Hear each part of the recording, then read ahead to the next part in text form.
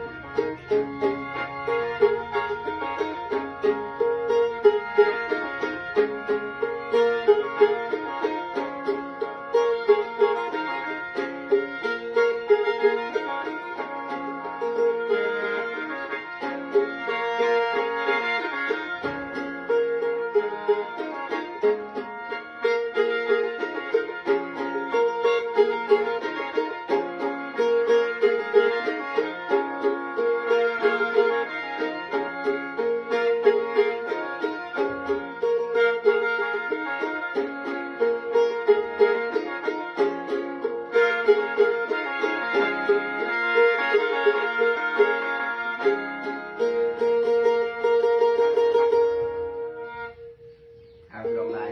ใส่ยีความรู้สึกแบบใด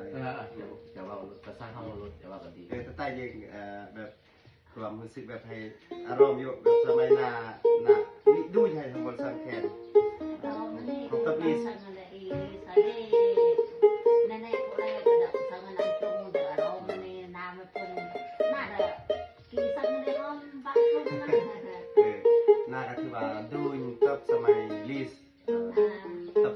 ดูให้ทั้งหมดสังแคนต้นสมัยหน้าอายว่าเป็นคือว่า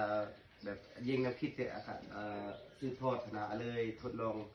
เฮียนปรุงทดลองเฮียนดอกพอดีอย่างเฮียนดอกแคนหลายอย่างปรุงแคนหลายอย่างพอดีเลยเสริมขยายแล้วก็อวยนิ่งเนาสิยิงสิอย่างต่างไงปรุงเตเด้อสิลุยใช่นะที่สิยิงต่อปเจาะอวยนิ่งเนาในเดโอเดอันเกียบปลาเสียงน้อยอะไรปรุงแคนหน้าอันหอมโก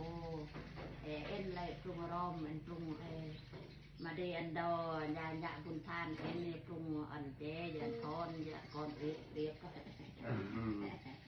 คือได้คือเลยเอาเข้าใจคือเข้าใจด้วยน้องเพราะโดยจิ้วตึ้งนะโดยเจ๊โดยพี่จูนเนี่ยเข้าใจกราบ